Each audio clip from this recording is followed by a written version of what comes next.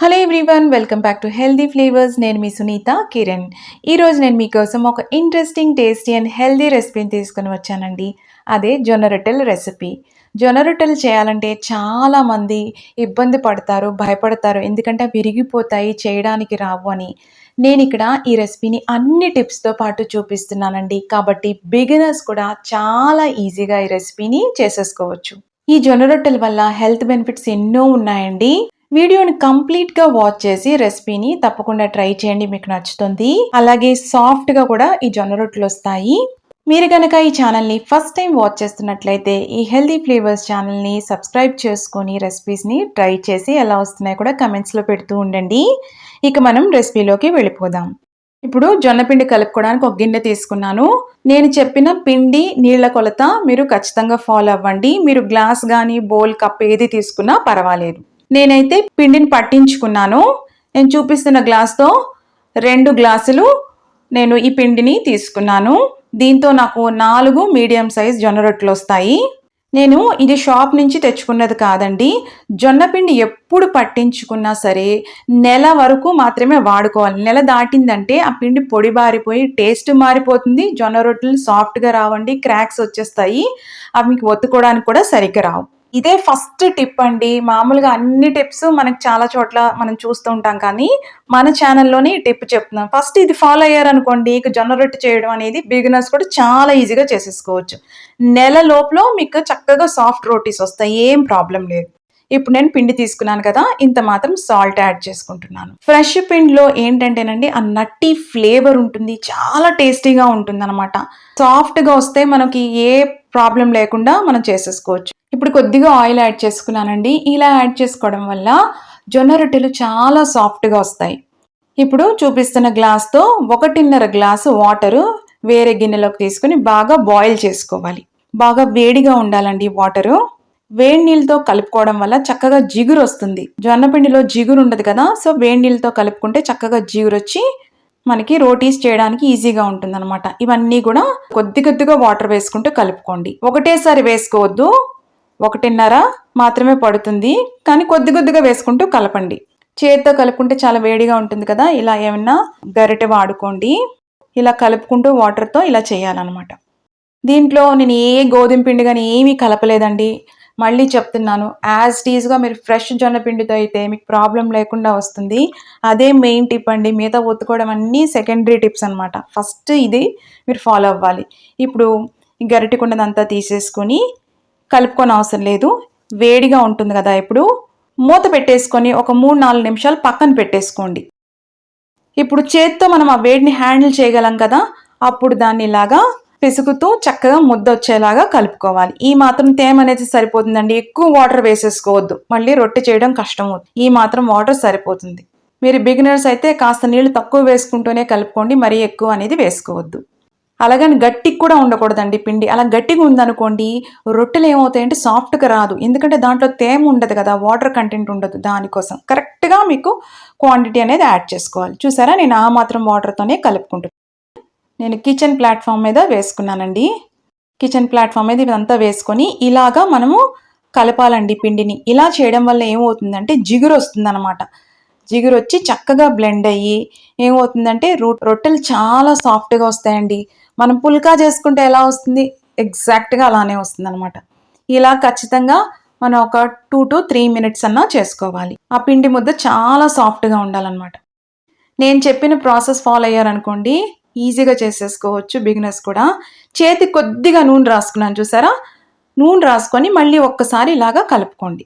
మామూలుగా జొన్న రొట్టెల్లో ఆయిల్ వేసుకోరు, కానీ వేసుకుంటే కొద్దిగా వేసుకుంటే ఏమవుతుందంటే సాఫ్ట్గా ఉంటుంది అనమాట రోటీ. చూసారా, మనకి చక్కగా పుల్కాలు చేసుకున్నప్పుడు ఎలా ఉంటుంది అలానే వచ్చింది. చూసారా ముద్ద. ఇంతేనండి, పెద్ద కష్టం ఏం కాదు. చూసారా ఎంత సాఫ్ట్గా ఉందో. ఇలా ఉంటేనే మనకి చక్కగా జొన్న రొట్టెలు ఈజీగా వస్తాయి. ఇప్పుడు ముద్దలు చేసుకుందాము. ఈక్వల్ పోర్షన్స్లో రావాలంటే ఫస్ట్ 2 halves చేసుకోండి, మళ్ళీ 2 halves కింద డివైడ్ చేసుకోండి.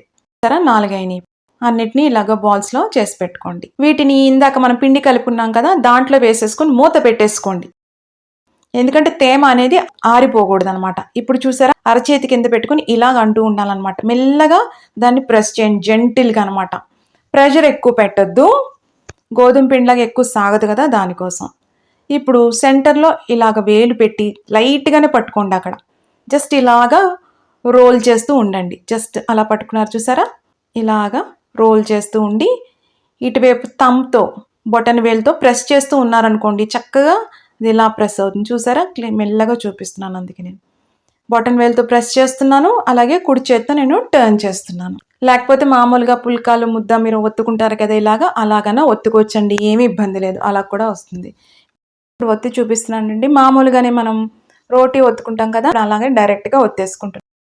పెద్ద కష్టమేం కాదు. ఆ రోలింగ్ పిన్ అనేది లైట్‌గా మూవ్ చేయాలి అంతే. చాలా లైట్‌గా అంటే మనం జెంటిల్‌గా ఒత్తుతాం కదా బొబ్బట్లు ఒత్తేటప్పుడు. జస్ట్ ఆ ప్రెషర్ సరిపోతుంది. బిగినర్స్ అనుకోండి ఫస్ట్ టైం మీకు రోటీస్ అలాంటివి అలవాటు ఉందనుకోండి జొన్న రొట్టి ఈజీగా చేసేసుకోవచ్చు. రోటీస్ కూడా అలవాటు లేదంటే ఒక 2 సార్లు చేస్తే వచ్చేస్తుంది. అది పెద్ద కష్టమే కాదు అసలు జొన్న రొట్టి చేసుకోవడం. ఇప్పుడు చూసారా ఈజీగా వచ్చేసింది చేతిలో. ఇప్పుడు తడిగుడ్డతో ఇలా ప్యాన్ మీద వేసుకున్నాను. ప్యాన్ అనేది హెవీ బాటమ్డ్ ఉండాలి. ఫ్లేమ్ అనేది హైలో ఉండాలి. సో ఒత్తుకుంటున్నప్పుడే పెనం పెట్టుకొని రెడీగా ఉంచుకోవాలి. ఇలా తడి క్లాత్‌తో ఇలా అద్దాలండి. ఎందుకంటే మనం ఒత్తేటప్పుడు కింద పొడిపిండి ఉంటుంది కదా! క్రాక్స్ వచ్చేసి డ్రైగా అయిపోతుందనమాట రొట్టె. పైన ఆరిన తర్వాతే చూసారా? పొంగింది కదా! అప్పుడు రెండో వైపుకి ఫ్లిప్ చేసుకోండి. తడి ఆరిన తర్వాత కాస్త పొంగుతుంది. అప్పుడు ఫ్లిప్ చేసుకోండి. చూసారా ఎంత చక్కగా పొంగిందో? ఇలా పొంగిందంటే అర్థం ఏంటంటే లోన కూడా చక్కగా ఉడికింది అని అర్థం అనమాట. అలా ఎయిర్ పాకెట్స్ రావాలనమాట. ఎప్పుడైనా సరే ఏ రోటీ చేసుకున్నా అది మిల్లెట్స్ రోటీ కానివ్వండి, పుల్కా కానివ్వండి ఏదైనా సరే ఎయిర్ పాకెట్స్ అనేది రావాలి. చూసారా? ఇప్పుడు మనకి రెడీ అయిపోయింది. ఇప్పుడు రెండు వైపులు ఫ్లిప్ చేసుకుంటూ కాల్చుకోండి. ఇప్పుడు ఒక క్లాత్ తీసుకొని ఒక ప్లేట్ మీద క్లాత్ వేసుకొని ఆ క్లాత్ మీద ఇది పెట్టేసుకున్నాను. ఇలా చేయడం వల్ల ఏమవుతుందంటే వేడికి తేమంతా కూడా క్లాత్ అబ్జార్బ్ చేసుకొని రోటీ అనేది సాఫ్ట్‌గా ఉంటుందనమాట. పైన బటర్ అప్లై చేసుకుంటున్నానండి. ఎందుకంటే రుచి బావుంటుంది. బటర్ కూడా హెల్త్ పరంగా మంచిదేనండి. కొద్దిగా తీసుకోవచ్చు ఏం పర్వాలేదు. సాఫ్ట్‌గా ఉంటుంది రోటీ. అలాగే అన్ని రోటీసు కాల్చుకోవాలి. నేను అన్ని రోటీస్‌ని ఇలాగా క్లాత్‌లో వేసి ఉంచుకున్నాను. చూసారా ఎంత సాఫ్ట్‌గా పర్ఫెక్ట్‌గా వచ్చినాయండి. ఈ రెసిపీని మీరు తప్పకుండా ట్రై చేసి ఎలా వచ్చిందో కామెంట్స్‌లో పెట్టండి. మీకు గనక ఈ రెసిపీ నచ్చినట్టయితే లైక్ చేయండి, షేర్ చేయండి. ఇలాంటి ఇంట్రెస్టింగ్ రెసిపీస్ కోసం హెల్తీ ఫ్లేవర్స్ ఛానల్‌ని సబ్స్క్రైబ్ చేసుకొని రెసిపీస్ ట్రై చేసి ఎలా వస్తున్నాయో కూడా కామెంట్స్‌లో పెడుతూ ఉండండి. జొన్న రొట్టెల్లోకి కాంబినేషన్ మంచి పులుసు, ముక్కల పులుసు బావుంటుంది. అలాగే నాన్ వెజ్ రెసిపీస్ కూడా బావుంటాయండి. రోటి పచ్చడితో కూడా చాలా బావుంటుంది. మీరు మీకు నచ్చినట్టుగా ట్రై చేయండి. దీంట్లో గ్లూటెన్ అనేది ఉండదండి. అందుకే మిల్లెట్స్ అనేవి హెల్త్ పరంగా చాలా మంచివి. చూసారా ఎంత సాఫ్ట్‌గా ఉందో? చాలా సాఫ్ట్‌గా వచ్చిందండి. ఇలా ఉంటేనే తినాలనిపిస్తుంది. నేను లోన పాకెట్స్ కూడా చూపిస్తున్నాను. చూసారా పొరలు ఎలా వచ్చినాయో? ఇలా వస్తే చాలా రుచిగా ఉంటాయండి. థైరాయిడ్ ఉన్నవాళ్ళు మాత్రం మిల్లెట్స్‌ని ఎక్కువగా తీసుకోకూడదు కదా! దానికోసం మీ డాక్టర్ సలహా మేరకు ఎంత క్వాంటిటీలో తీసుకోవాలి, ఎంత తరచుగా మీరు తీసుకోవచ్చు అనేది సలహా మేరకు మీరు ఫాలో అవ్వండి.